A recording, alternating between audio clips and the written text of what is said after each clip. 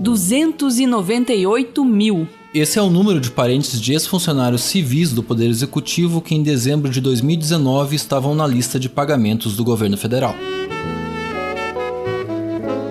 Eles são viúvos e viúvas, filhas mulheres e filhos homens, mães, irmãs, enteados e netos que no último mês do ano passado consumiram 1,640 bilhão dos cofres públicos. E ainda não entram na conta pensionistas ligados às Forças Armadas e ao Ministério da Defesa e ao Banco Central.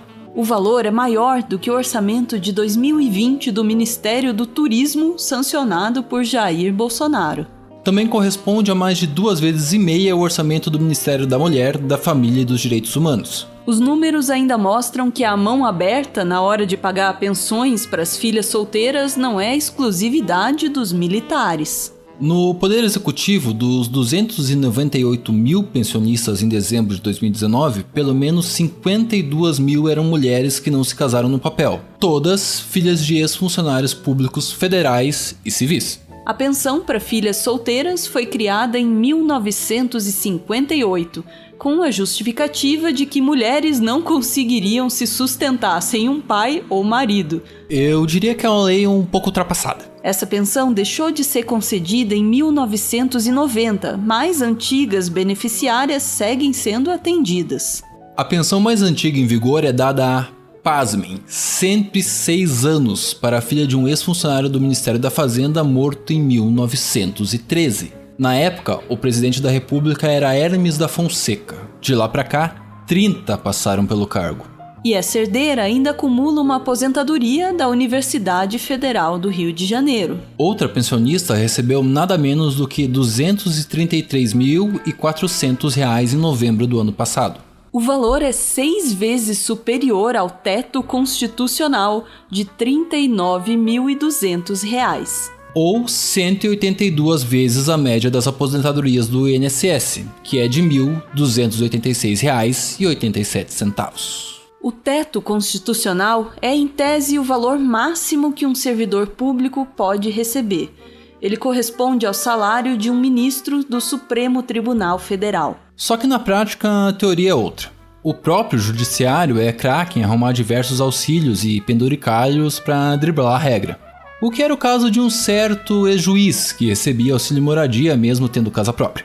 Sim, existe esse benefício que é questionável, mas existe também uma situação que deveria, a meu ver, ser abordada pela imprensa, o fato de que existe a previsão constitucional de que os subsídios dos magistrados deveriam ser reajustados anualmente. Para justificar a grandeza de pensões como a de R$ 233.400, o Ministério da Economia disse que elas poderiam corresponder a gratificações natalinas. Que, convenhamos, devem ser suficientes para comprar a Lapônia com o Papai Noel e tudo. No caso específico dos R$ 233.400, técnicos do Ministério também informaram que apenas R$ 6.100 diziam respeito à pensão e ao 13º. Todo o resto era composto por pagamentos atrasados. Ao todo, o valor das pensões apenas para filhas solteiras de servidores custou aos cofres públicos 630 milhões e 500 mil em novembro e dezembro de 2019. Se a gente pegar mais uma vez como exemplo o Ministério da Mulher, da Família e dos Direitos Humanos, o valor é 2,5 vezes o orçamento da pasta executado durante todo o ano passado. A própria ministra Damares Alves já admitiu que o orçamento é pequenininho. Tanto que em 2019 o Executivo não destinou um centavo sequer à Casa da Mulher Brasileira, que é o principal programa de combate à violência contra a mulher no país. Todas essas informações sobre as pensões pagas pelo governo federal só foram tornadas públicas por uma determinação do TCU. O Tribunal de Contas da União acolheu uma denúncia do site Fiquem Sabendo, uma agência de dados especializada na Lei de Acesso à Informação. Mesmo assim, como a gente disse no início, os valores não incluem pensionistas ligados às Forças Armadas, ao Ministério da Defesa e ao Banco Central. É particularmente difícil obter dados detalhados das Forças Armadas. O que se sabe hoje é que cerca de 110 mil filhas de militares recebem pensões, o que representa um gasto de mais de 5 bilhões por ano ao governo federal. Algumas delas são bem famosas, como Regina Duarte, que leva quase 7 mil por mês. Eu jamais esquecerei os milhões de vidas que eu ainda vou ter nessa existência e nas próximas. Eu jamais esquecerei esse momento. Muito obrigada por estarem aqui comigo. Imagina só, a Regina Duarte com milhões de vidas e a gente aqui pagando pensão. Essa conta aí eu nem vou tentar fazer. Na Marinha, das 22.829 pensionistas, 10.780 são casadas. E 345 ainda acumulam mais de uma pensão.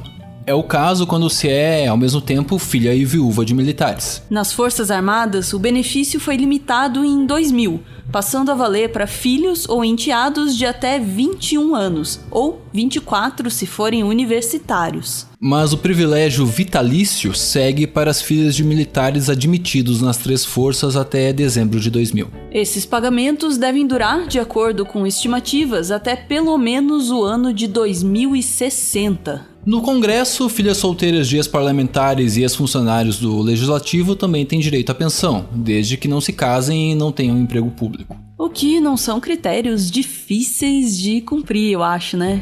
Para receber, basta ser filha de um parlamentar, que pode ter cumprido um único mandato. A folha do Legislativo tem atualmente 194 pensionistas mulheres, que recebem mensalmente até R$ 35 mil. O custo anual é de 30 milhões. O valor máximo que um aposentado do INSS recebe é R$ 6.100. Até mesmo o atual presidente da Câmara dos Deputados, o Rodrigo Maia, do DEM, chamou de absurda a manutenção desse privilégio. Helena Irata é filha de um ex-deputado federal por São Paulo, o João Irata. Ela é também filósofa, tem 73 anos e vive em Paris há 49. Mesmo assim, segue recebendo. Aliás, recebe o dinheiro desde 1974. Atualmente, Irata recebe R$ 16.800 por mês. Em uma matéria publicada pelo jornal O Estado de São Paulo em janeiro, a própria Helena Irata admitiu que o benefício não é justo, mas argumentou que segue recebendo o pagamento porque foi orientada por um advogado. Nunca dependi dessa pensão, pois sempre tive bolsa ou trabalho remunerado. E hoje sou aposentada do CNRS. O CNRS é o Centro Nacional de Pesquisa Científica da França. E tem mais, o depoimento de Irata vai além. As mulheres chefes de família, dentre as quais um número significativo de mães solteiras, são hoje mais de 40% no Brasil. Elas não recebem, embora sejam mulheres solteiras e sem pai ou marido para sustentá-las, auxílio do tipo que a Câmara concede às filhas solteiras de deputados falecidos. É quase um clamor por justiça, e não é a gente falando, é a própria Helena Irata. É uma pena que uma pessoa tão esclarecida tenha sido obrigada a passar por cima dos seus princípios por um advogado ganancioso. De volta ao executivo. Em 2016, uma auditoria do TCU apontou suspeitas de fraude em 19 mil pensões para filhas solteiras pagas em diversos órgãos da administração pública federal. Na época, o tribunal alterou a interpretação da lei e obrigou as pensionistas a comprovarem a dependência do benefício. Mas, no ano passado, o STF garantiu que, mesmo sem essa comprovação, elas continuassem recebendo legalmente o auxílio. Para a Suprema Corte, trata-se de direito adquirido. A decisão de Edson Fachin foi posteriormente confirmada pela segunda turma. Pode até ser direito adquirido, mas é também distinção, privilégio, vantagem, regalia, permissividade, farra mesmo. Você escolhe o termo.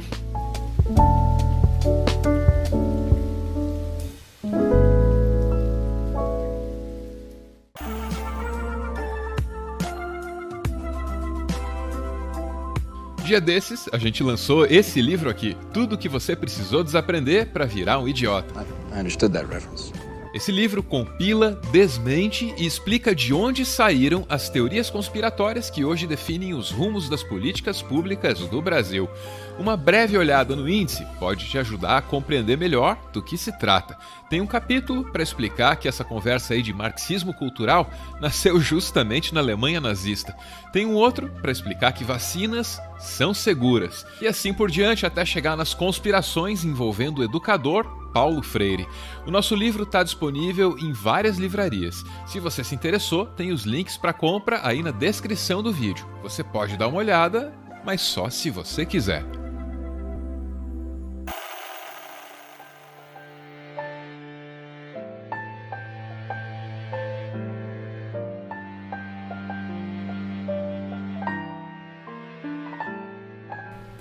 Muito obrigada por ver esse vídeo até o final.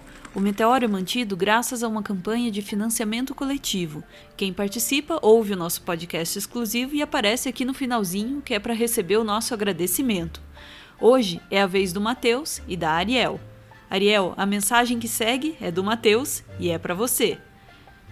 Eu amo o fato de a gente ter uma vida juntos, cheia de amor, tolerâncias, músicas e a consciência de que, mais do que nunca, a educação deve continuar derrubando mitos. Amo você. Salve o Meteoro e salve professor Paulo Freire. Axé. Beijo. Tchau.